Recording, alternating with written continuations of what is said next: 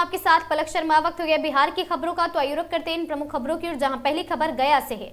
गया डुमरिया और साथ ही प्रखंड क्षेत्र के ग्राम भोकहा में प्रस्तावित पुलिया एवं चक डैम निर्माण योजना के स्थल परिवर्तन को लेकर उठे विवाद के बीच लघु सिंचाई विभाग ने कार्रवाई शुरू कर दी है। ग्रामीणों द्वारा बीते सप्ताह विभाग को आवेदन सौंपकर निर्माण कार्य प्रस्तावित मूल स्थल पर कराने की मांग की गई थी, जिस पर विभाग ने संज्ञान लेते हुए संबंधित अधिकारियों को आवश्यक दिशा निर्देश जारी किए थे। विभाग की ओर से जारी पत्र में एसडीओ एवं जूनियर इंजीनियर जे को स्वस्थ एवं स्थल निरीक्षण कर वास्तविक स्थिति का अलंकृत करने तथा प्रस्तावित स्थान पर ही निर्माण सुनिश्चित कराने के दिशा निर्देश दिए गए थे। विभाग को इस पहल से स्थानीय ग्रामीणों में खुशी का माहौल है और लोग इसे जन भावनाओं का सम्मान बताते हुए सराहना कर रहे हैं। ग्रामीणों का आरोप है कि संवेदक और साथ ही जेई कथित गठजोड़ के कारण निर्माण स्थल बदलने का प्रयास किया जा रहा है, जिससे योजना का लाभ आम लोगों तक नहीं पहुंच पाता है। अब सभी की निगाहें विभागीय निरीक्षण रिपोर्ट पर टिकी है।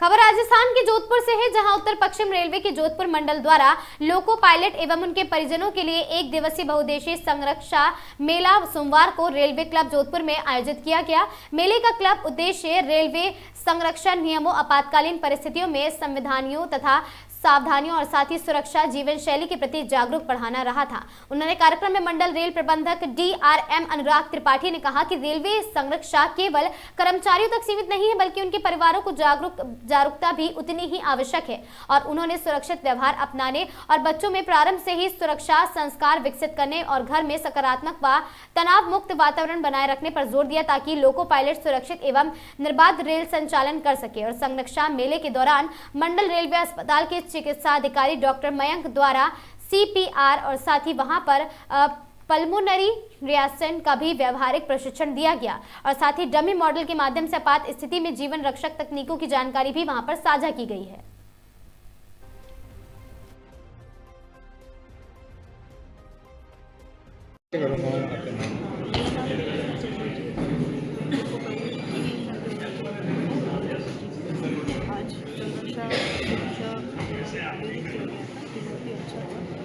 सारे परिवार के लोगों को शामिल किया गया था। ये इसलिए की जरूरी है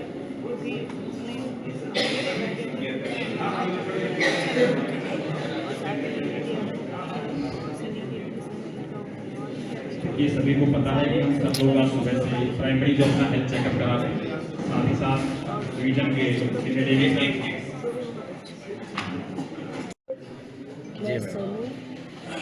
लोको पायलट की पत्नी हूँ और जो ट्रेन चलाते हैं ना, उनके पीछे हजारों जिंदगियाँ बैठी रहती है, उनको सुरक्षा से पहुंचाने का काम इन्हीं का रहता है लोको पायलट्स का। तो इसलिए हमें तनाव मुक्त रखें और उनके घर पे उनकी खाने पीने की स्वस्थ अच्छी व्यवस्था बनाए रखते हैं और उनको रेस्ट ज़्यादा से ज़्यादा रेस्ट देने की कोशिश करते हैं और उनको तनाव मुक्त रखते हैं।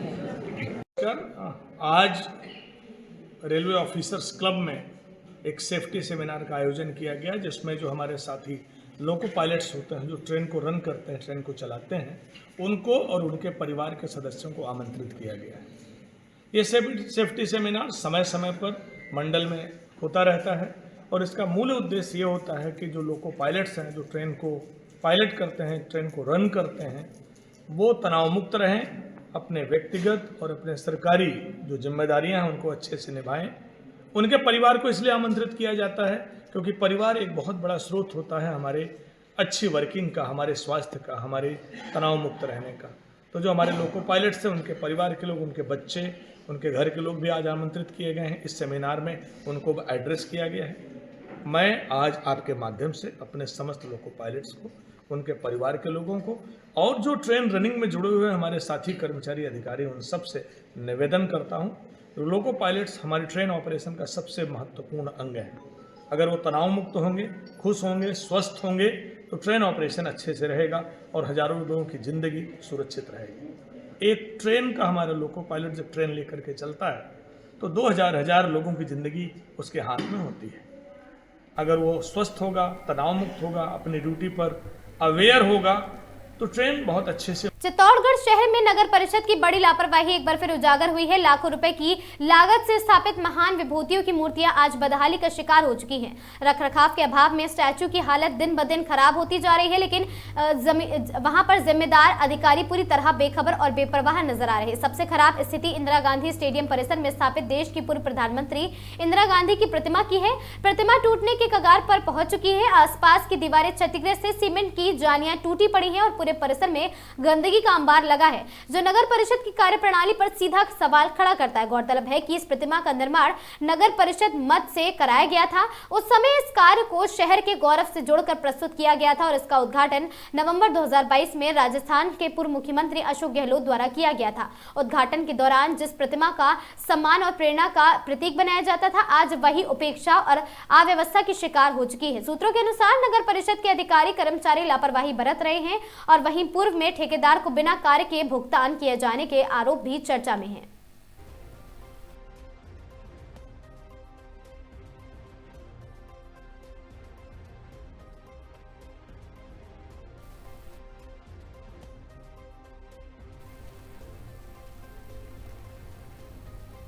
राजस्थान के भिवाड़ी में करौली इंडस्ट्रियल एरिया में एक फैक्ट्री में भीषण आग लग गई है, जिसमें फैक्ट्री के 7 कर्मचारी जलकर उनकी मौत हो गई। इस घटना की शुरुआत आज सुबह हुई, जहां केमिकल होने के कारण आग तेजी से फैल गई। इस वक्त फैक्ट्री में लगभग 10 से 11 मजदूर काम कर रहे थे। आग लगने की सूचना मिलते ही कुछ मौजूद सुरक्षित बाहर निकल गए हैं, लेकिन वहां कई अंदर भी फंस गए हैं। और साथ ही खुशखेड़ा थाना क्षेत्र में संचालित पटाखा फैक्ट्री में सुबह 9:30 बजे बारूद की चिंगारी उठने से भीषण आग लग गई। सूचना मिलते ही वहां पर कलेक्टर सहित आला अधिकारी मौके पर पहुंचे हैं। वहीं दमकल की 12 गाड़ियां भी मौके पर पहुंची हैं। दमकल कर्मियों ने करीब 2 घंटे की मशक्कत के बाद आग पर काबू पाया है। फैक्ट्री में अचानक लगी आग ने देखते ही देखते भीषण रूप धारण कर लिया और अंदर काम कर रहे मजदूरों को संभलने तक का मौका भी नहीं मिला था।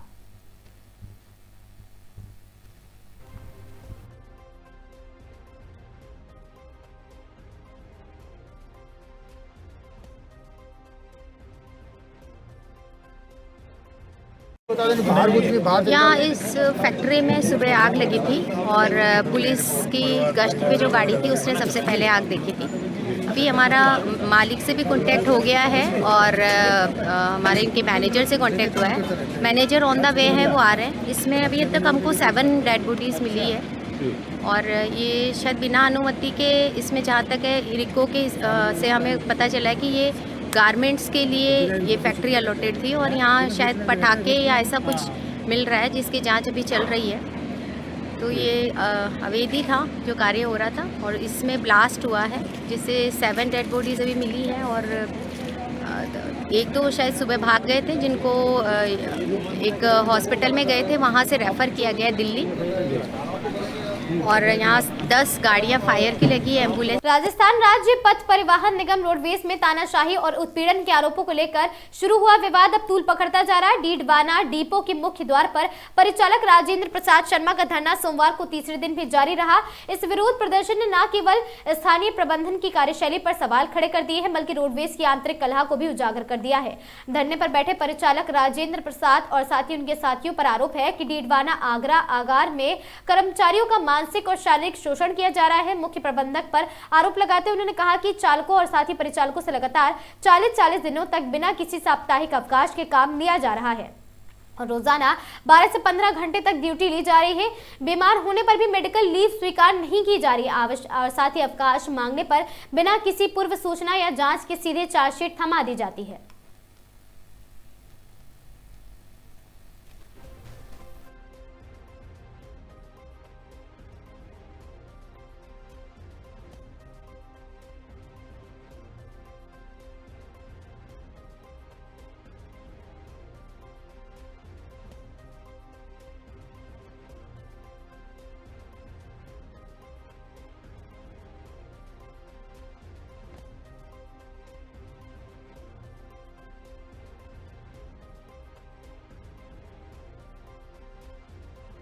सबसे पहली बात तो जो परिचालक डिपो के बाहर बैठा है राजेंद्र कुमार शर्मा, वो बिना किसी लिखित सूचना के नियम विरुद्ध जाकर बैठा है, जो कि कतई सही नहीं है। इसको मुख्यालय से एक आदेश आया था जिसमें पर्टिकुलर नाम है कि जो 5 टॉप इनकम वाले हैं उनको प्रशंसा पत्र दिया जाए, जो -5 हैं उनको उनके खिलाफ अनुशासनात्मक कार्रवाई की जाए। तो इनमें 5 लोग थे, पांचों को हमने पहले कारण बताओ नोटिस दिया था नियमानुसार। उसके बाद में जब जवाब नहीं आया तो हमने चार्जशीट इश्यू की। अब चार्जशीट इश्यू करने के विरोध में परिचालक ने इसकी ड्यूटी जोधपुर लगी हुई थी, वो शेड्यूल कटेल किया है जिससे निगम के 802 किलोमीटर निरस्त में हैं और अपनी मर्जी से बाहर बैठ गया है, जो कि किसी भी तरीके से सही नहीं है, पूरी तरह से अनुचित है। यदि इस परिचालक को किसी तरह की कोई समस्या थी तो पर्सनली व्यक्तिगत रूप से आके भी बात कर सकता था, तो हम उसको समझा सकते थे। उसके बाद में भी मेरी पूरी टीम और मेरे द्वारा इनको बार बार समझाइश की गई, लेकिन ये मानने के लिए तैयार नहीं हुए। इस पूरे प्रकरण की रूपरेखा मैंने तथ्यात्मक रिपोर्ट मैंने मेरे मुख्यालय को भिजवा दी है एवं पुलिस को भी इन्फॉर्म कर रखा है। यदि कोई असामाजिक काम होता है तो पुलिस अपना काम करेगी। इसके अलावा जैसे आपने सीकर रूट की जो बात बताई है, जैसे जब से मेरे आने से पहले सीकर रूट पे जितना टाइम था उतना ही था, फिर भी मेरे डीडवाना आगार में साल में 2 बार टाइम टेबल बनता है। एक शीतकालीन समय सारणी होती है, एक ग्रीष्मकालीन समय सारणी होती है। तो शीतकालीन समय सारणी से पहले भी मैंने ऑफिशियल ग्रुप के माध्यम से सभी ड्राइवर कंडक्टर को ये निर्देशित किया था कि नई टीटी सीट बनने जा रही है, किसी को भी किसी भी प्रकार की समस्या हो या कोई सुझाव देना चाहता हो तो 2 दिवस में या 3 दिवस में मेरे को लिखित रूप में या व्हाट्सएप के माध्यम से ये अपडेट दे सकता है। जो मेरे पास सुझाव आए मैंने उनका निस्तारण भी किया है। अब दोबारा ग्रीष्मकालीन समय सारणी बन रही है, उसमें भी मैंने सभी को कह रखा है कि कोई भी रूट पे किसी भी परिचालक या चालक को कोई भी समस्या हो या कोई सुझाव देना चाह रहा हो तो मुझे कृपया अवगत करवाएं। मैं उनको बिल्कुल अपनी टीटी सीट में शामिल करूंगा, जिससे आप लोगों को परेशानी नहीं हो, जनता को ज़्यादा से ज़्यादा लाभ मिल सके और निगम का ज़्यादा से ज़्यादा फायदा हो सके। ये सब मैंने कर रखे हैं। फलोदी जिले की ग्राम सेवा सहकारी समिति में वर्तमान में आर्थिक स्थिति बहुत ही दयनीय है और दिनों दिन कमजोर होती जा रही है। कई समिति के बचत खातों में वेतन देने व ऑडिट करवाने में के लिए राशि उपलब्ध नहीं है। अतः समिति का कार्य नियमित व व्यवस्थित करने की मांग को लेकर प्रदेश मुख्यमंत्री के नाम जिला कलेक्टर फलोदी की ज्ञापन सौंपा गया और साथ ही ज्ञापन में गया कि नियमित वेतन हेतु राज्य सरकार द्वारा केडर अथॉरिटी लागू करने की जाए और साथ ही राज्य सरकार से प्राप्त 4% और साथ ही 3% से भी 2% राशि तुरंत ऋण खाते की ब्याज समितियों के बचत खाते में जमा करवाई जाए। क्रय विक्रय सहकारी और साथ ही समिति फलोदी बालेसर और साथ ही भोपालगढ़ के अंतर्गत 2020 से आज तक ग्राम सेवा सहकारी समिति के पास खरीद केंद्र संचालित हक, जिसका वर्ष 2020 से आज तक कमीशन, हैंडलिंग चार्ज व भाड़ा व अन्य राशि क्रय विक्रय सहायक समिति में बकाया है, जो 15 दिन में दिलवाई जानी जैसे विभिन्न मांगों को लेकर जिला कलेक्टर फलोदी को ज्ञापन सौंपा गया।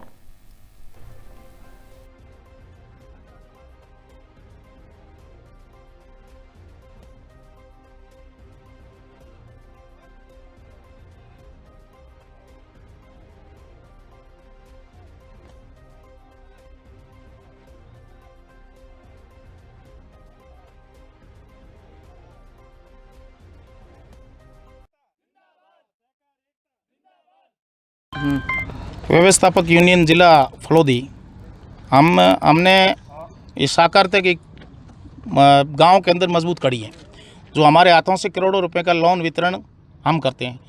हमें सीसीबी लोन देती है ग्राम सेवा सहकारी समिति को और सहकारी समिति किसानों को वितरण करती है। राज्य सरकार और भारत सरकार का जो 7% पैसा आता है वो हमारी अपेक्स बैंक के माध्यम से सीसीबी में आता है और सीसीबी को 5% अपने हिस्से की राशि रख के 2% का मार्जिन ब्याज है वो हमारी सीसीबी हमारे सेविंग अकाउंट में नहीं डालती है।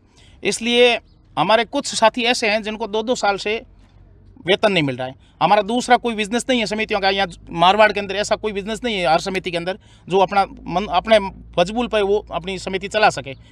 2% जो वो सेविंग खाते में ना डाल के वो ऋण खाते में डाल देती हैं, और ऐसा आज भी हमें सुनने में आया है कि हम कदे ही आपके खाते में ये राशि नहीं डाल सकते, हम समिति के ऋण खाते में डालेंगे। नंबर दूसरी बात रही 2019 से हमने खरीद केंद्र चालू किए थे, जिसका आज तक हमें समिति को कमीशन नहीं मिला। हमने समिति के पैसों से उनको खरीदने के लिए कांटे, जगह, लोडिंग के लिए गाड़ियां, उनका भाड़ा तक दिया है, वो आज दिन तक हमें कमीशन नहीं मिला है।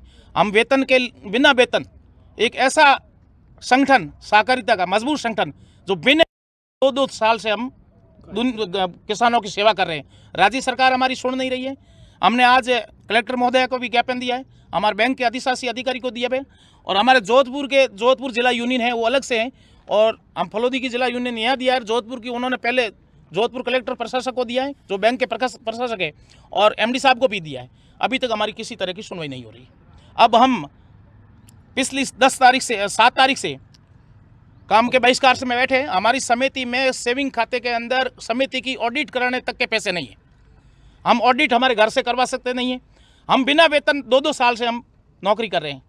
हमारे से तो अच्छा है कि हमारी महिला बाल विकास की महिलाएं हैं ना, वो हमारे से बेहतर है, उनको राज्य सरकार सब सुविधा देती है, और हम किसान कड़ी से जुड़े हुए आदमी हैं। सरकार हमारा बिल्कुल ध्यान नहीं दे रही है। और हम राजस्थान के अंदर सार्वजनिक प्रणाली के तौर पर पीडीएस का काम भी करते हैं, कुछ समितियां पीडीएस का काम करती है और अन्न भंडारण का काम करती है, पर हमारे प्रति सरकार संवेदनशील नहीं है। हम सरकार को ये चेतावनी देना चाहते हैं कि हम राजस्थान पूरे में एक बड़ा आंदोलन करेंगे। आप समय रहते हमारा 2% मार्जिन सीसीबी के पड़ा है, वो तुरंत तत्काल समिति के सेविंग खाते में जमा कराए, और हमारा कॉमन कैलेंडर राजस्थान सरकार में नियमित वेतन का लागू किया जाए, जिससे हमें दूसरे विभाग में जो कर्मचारियों को तनख्वाह मिलती है वैसे हमें समय पर वेतन मिल जाए। और हमारा कार्य बहिष्कार है पिछले 7 तारीख से, जब तक सरकार हमारी मांगे और बैंक हमारी मांगे नहीं मानेगी तो हम बिल्कुल बहिष्कार पे रहेंगे। और आगे मार्च का महीना आ रहा है, लोगों की वसूली करनी है, हमें वसूली नहीं करेंगे तो वो किसान ओडी हो जाएंगे, समिति ओडी हो जाएगी, उसकी तमाम जवाबदारी सीसीबी की, अपेक्स बैंक की और राजस्थान सरकार की। राज्य सरकार द्वारा जो कॉमन कैडर का समझौता हुआ वो अभी तक लागू नहीं हुआ है। राज्य सरकार की जो भी जन कल्याणकारी जो नीतियाँ होती है या उनके कार्य होते हैं वो धरातल पर हम ग्राम सेवा सहकारी समिति के माध्यम से उनको साकार करते हैं। सरकार की कोई भी स्कीम होती हो उसको साकार करने के लिए हम ग्राम सेवा सहकारी समिति के व्यवस्थापक सरकार को याद आ जाते हैं। जब वेतन की बात आती है तो कहते हैं आप समिति के कर्मचारी हो, आपका वेतन वो समिति देगी।